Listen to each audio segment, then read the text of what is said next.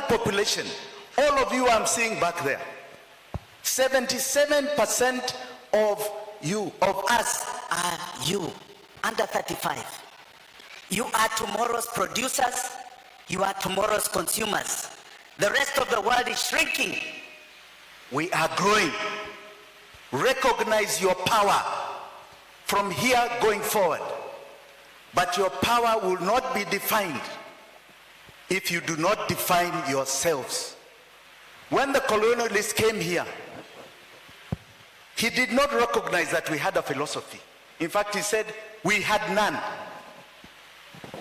There is even a philosopher, German philosopher, called Maynard, Gustav Maynard, who was a racist philosopher, who said the African is inferior because he is ugly. That means he has inferior brain. He has no capacity for compassion. We must get away from those stereotypes. Those are the ones that have brought us to a world that is defined between black and white. Our greatness is going to be clearly defined by us defining ourselves. They came here with the Bible, and they came here with a gun. Internally, they had their collaborators. The collaborators that allowed them to perpetuate their colonialism. That colonialism is still here today. We had our freedom fighters who fought the first fight, which was our independence. And here I would like to recognize that, Bwana Malema, if you did not know,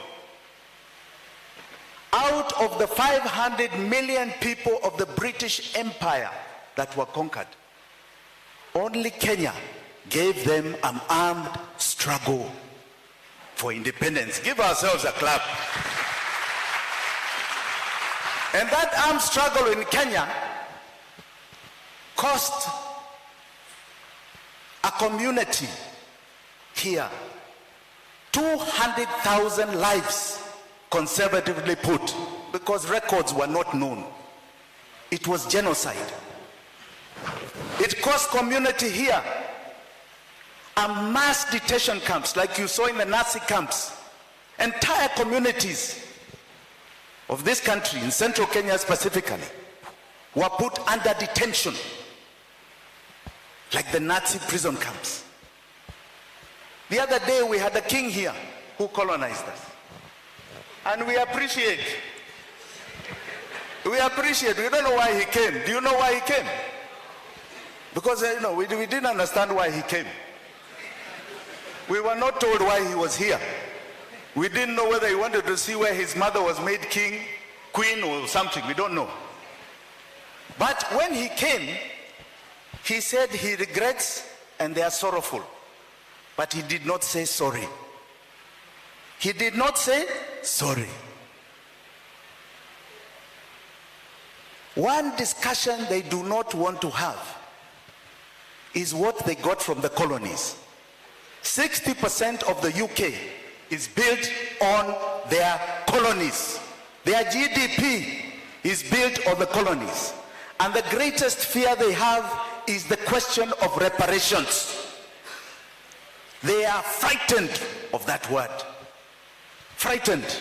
But it is a discussion we must start having. We are not going to allow the continuation of neocolonialism. We had our independence heroes. We had our second liberation heroes against those who were Africans that colonized us. I've seen in South Africa, you are going through the same thing. We have been there. Now we are going through together the economic liberation forward. Amasequeli. There's no other topic even in this country and on this continent other than economic liberation. And that liberation, please understand, they are the colonized Africans, even in that liberation. The ones who are perpetuating debt as a tool of slavery. the ones who are perpetuating the removal of our natural resources as a tool of slaverism, the ones who believe, like the colonizers believed, that they can only be up if we are down. And they believe that they are becoming the new colonizers. Our liberation has got to be defined by the new liberators. In the old times, we had the liberators of Kwame Nkrumah, who specifically said, and I must quote him, "I am African because, not because I am born in Africa, but because Africa is born in me."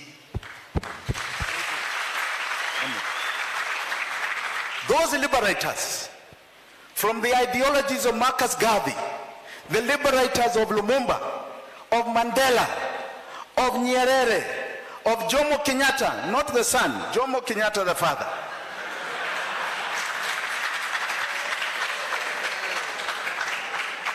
Those liberators must be recognized. The new liberators now for the economic liberation must also be recognized. We know the colonizers, the African colonized. We now must recognize that we must form a union of the African liberators in this struggle for economic liberation.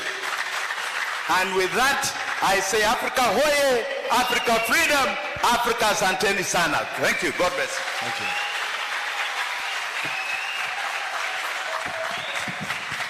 For a moment, you became the guest speaker. Professor Kibwana, please come.